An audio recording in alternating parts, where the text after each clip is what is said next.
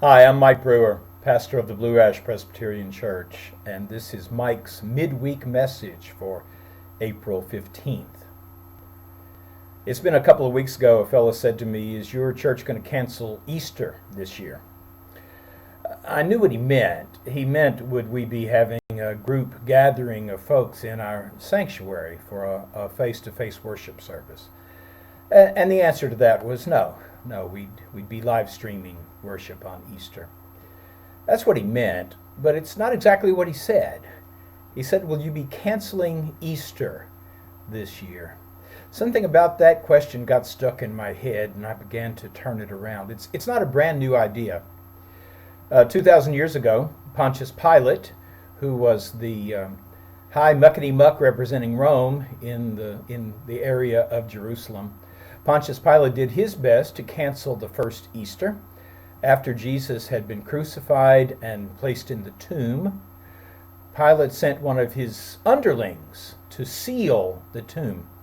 Now, a tomb in those days was a hole carved in the rock, and then a big round pill-shaped stone would be rolled in front of the door to close the tomb and keep animals and intruders out.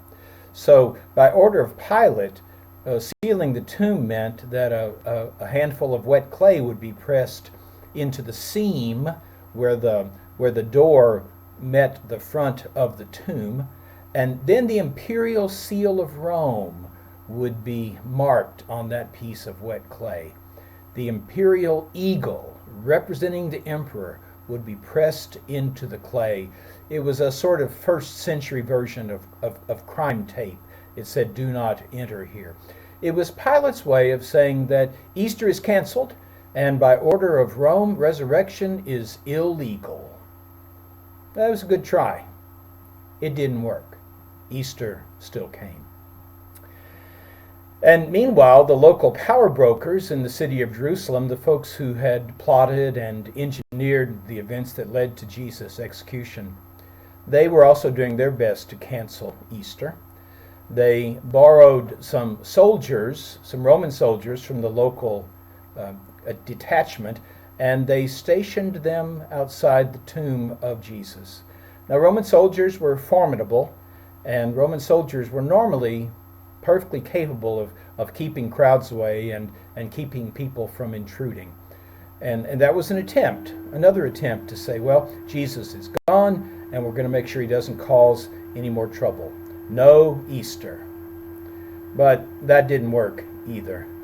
If you recall the story, the stone is rolled back, an angel appears, and the Roman guards fall away, stunned as if they were dead men, helpless to stop what came next. So no, we didn't cancel Easter this year. The truth is, we couldn't cancel Easter if we wanted to. We might just as well talk about canceling the full moon, or canceling spring, or canceling high tide. We don't have the authority. We don't have the power. And so another Easter has come to remind us that Jesus is alive and he is on the loose in the world. He could not be sealed away or kept down. And our option is to celebrate his coming, his resurrection, his being among us, or to deny it, or maybe even to ignore it. But what we cannot do is cancel it. We mere mortals overreach ourselves when we try to cancel an act of God. So I am wishing you a joyful and a spirit-filled Easter season, rich with the presence of the risen Lord. Thanks for dropping in today. I will look for you next Wednesday. Take care, and I'll see you soon. Bye.